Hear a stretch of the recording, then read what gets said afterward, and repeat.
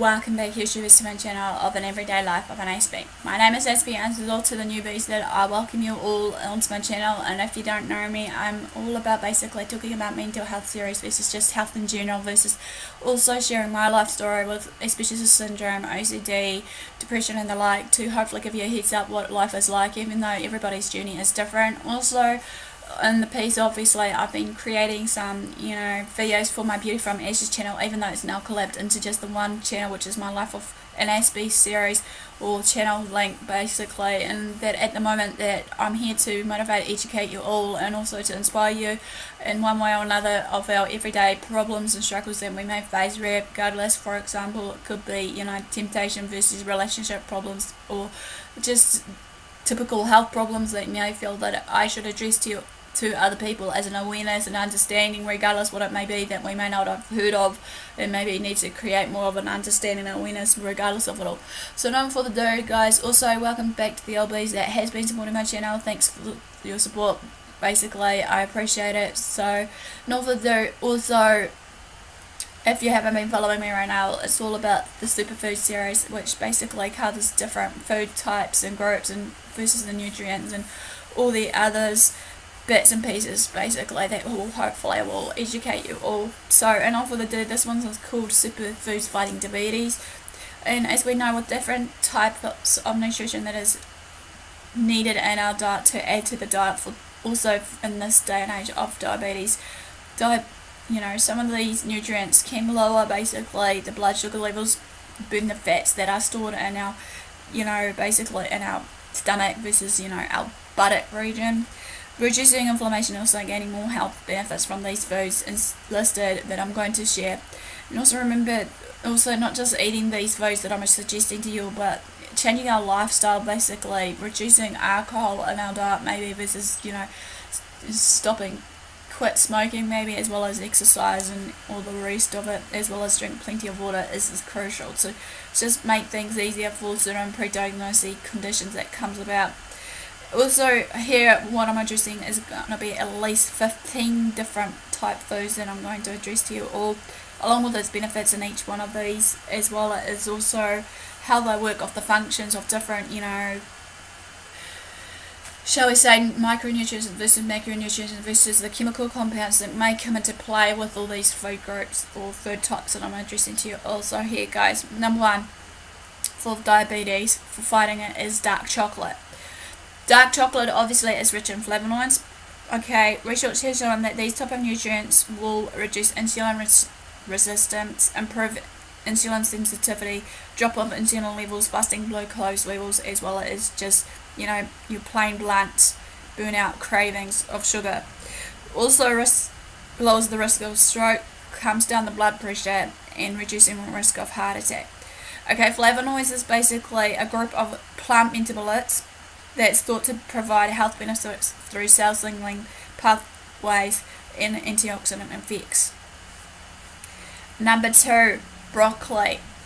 All cruciferous veggies like your kale and cauliflower compound will have basically a chemical compound called sulforaphane, which obviously this functions as a trigger kind of response that with several anti-inflammatory processes that goes around in the body that improves the blood sugar control, protecting blood vessels from your cardiovascular damage. Sulforaphane also helps flipping the body's natural detox mechanisms, coaxing enzymes to turn the nasty cancer-causing chemicals into more innocent forms that the body can easily release out of the, whatever you eat. Number three, blueberries. Obviously, these contain insoluble fibers, which insoluble fibers are the fibers that obviously are the ones that flushes away all the fat that has been stored in the body, as well as also the soluble fibers, which slows down the emptying of our stomach, that improves this sugar control content. Anthocyanins are obviously defined as a natural chemical that shrinks the fat cells in our body, that then stimulates the release of a hormone called adenopectin, which adenopectin of this hormone releases blood glucose levels, increases the levels of endopectin of the hormone there, that can also help keep with the blood sugar levels to a low or a max minimum of what we're supposed to be, and also increases the sensitivity to insulin. Number 4, your steel cut oats, for example your oatmeal. This can help reduce the risk of developing type 2 diabetes. Magnesium, as we know, basically is a micronutrient that helps the body use glucose and secretes insulin properly. Number 5, fish. Fish obviously contains your omega-3 fatty acids. Omega-3 fatty acids obviously helps cool inflammation, and high levels of this can lessen body-wide inflammation, however. Number 6, your olive oil. Okay, this contains monosaturated fats and antioxidant nutrients. Okay, this role or function for monosaturated fats and all that protects cells from damaging, along with preventing the development of heart disease. Number 7 is your psyllium husk. Okay, this is used for obviously constipation relief and helps with control of the blood sugars better. Word of caution though, when you're taking this kind of stuff of your psyllium husk, it has been warned that we should wait until 4 hours after taking this before taking any meds, because obviously any meds that we take that helps with our diabetes or what have you can actually decrease the risk, the absorption of the medications that is needed to do its job, to fight off all the nasties that comes about. Number 8, your cannellini beans. Obviously cannellini beans are packed with high protein content as well as cholesterol lowering soluble fibers. These can help slow down basically the rise of blood sugar levels.